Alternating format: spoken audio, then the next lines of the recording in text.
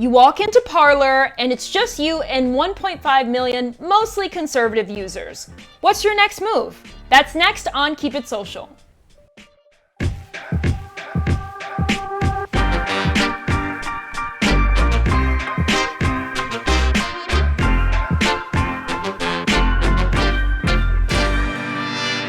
What's up, y'all? I'm Paris, and this is Keep It Social.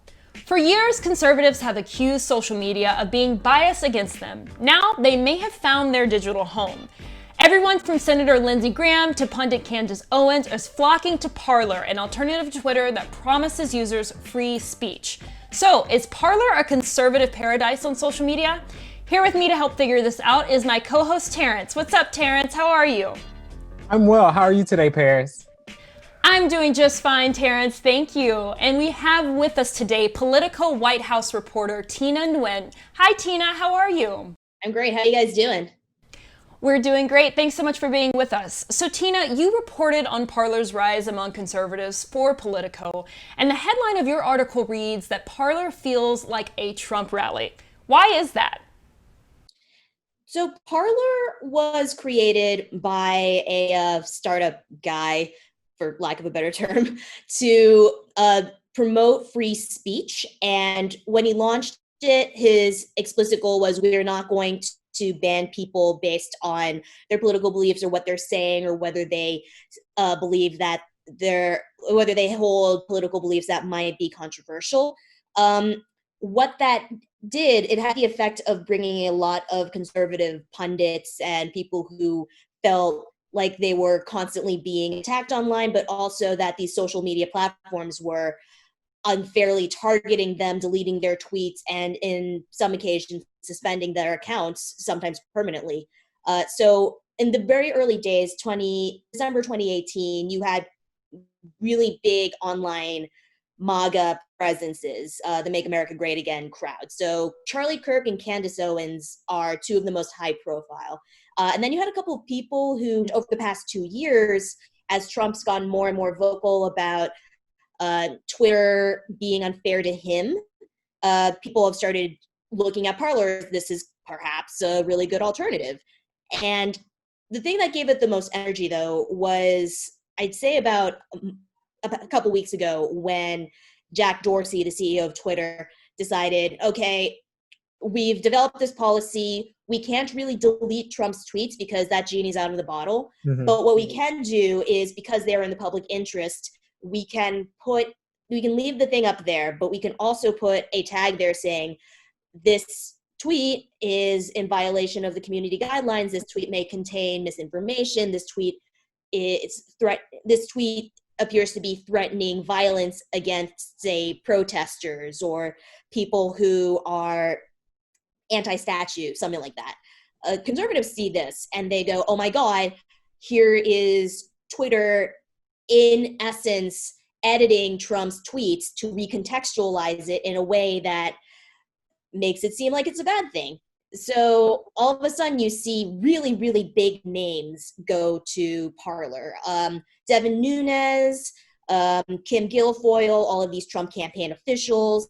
And now they're there interacting with a fairly big community. I would say like 1 million, 2 million people. Yeah.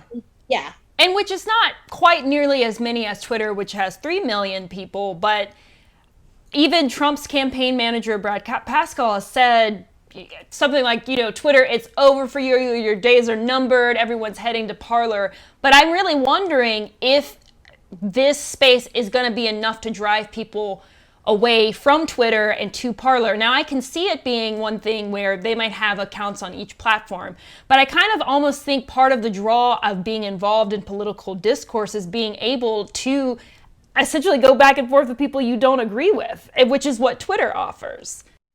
Right. Oh yeah, that's one of the things that conservatives there's a segment of like populist conservatives who are more interested in engaging people who aren't in their community in order to sort of, I guess, convert them.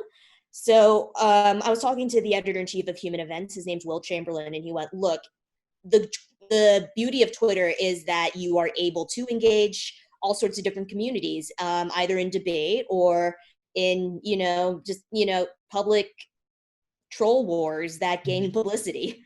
And you can't really do that if you're in a space like Parler, which has been having so much trouble attracting people who are outside of MAGA world, that their founder actually offered a $20,000 bounty to any progressive pundit who has a following of like 50,000 or more followers to quit Twitter and go on Parler.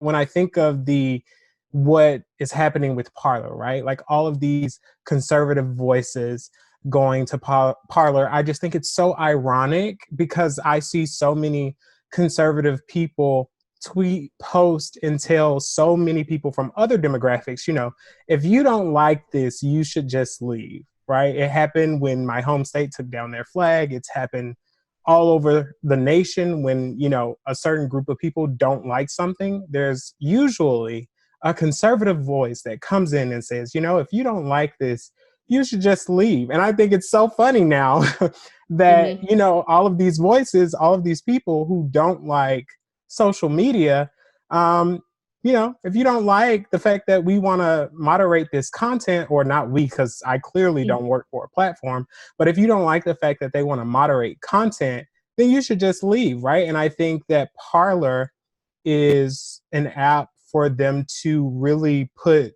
this idea of tribalism that we have on social media, like run it full force. And for me, I'm not really upset about it. If that's your place where you want to go and like share your thoughts that I may not agree with it, by all means, have your go at it, right?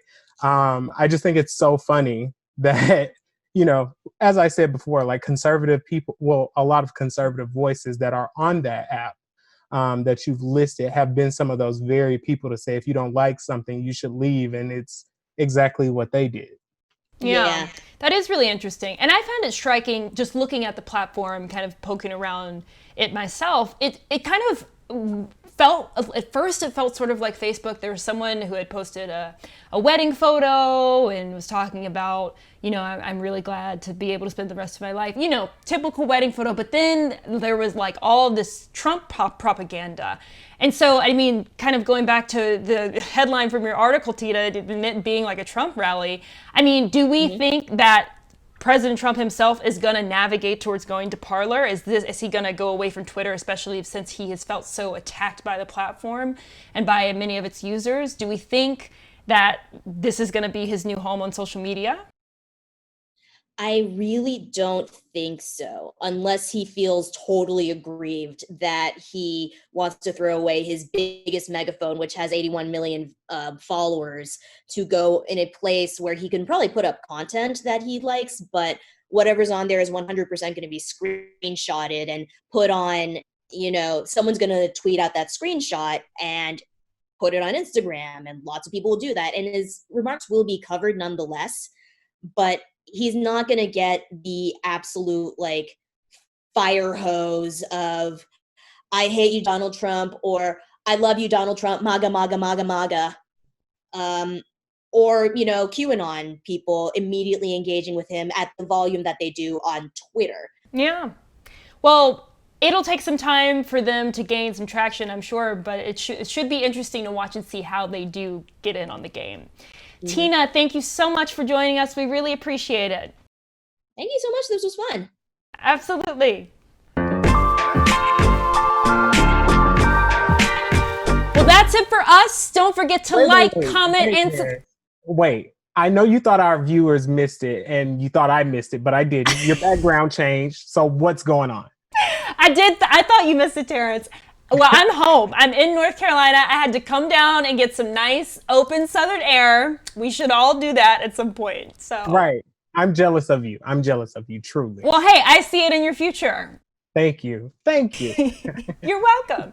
And thank all of you for watching. Don't forget to like, comment, and subscribe to all our social channels, and let us know what you'd like to see on the show. We'll see you next time. And until then, Terrence, what should they do? Keep it social. Bye, friends.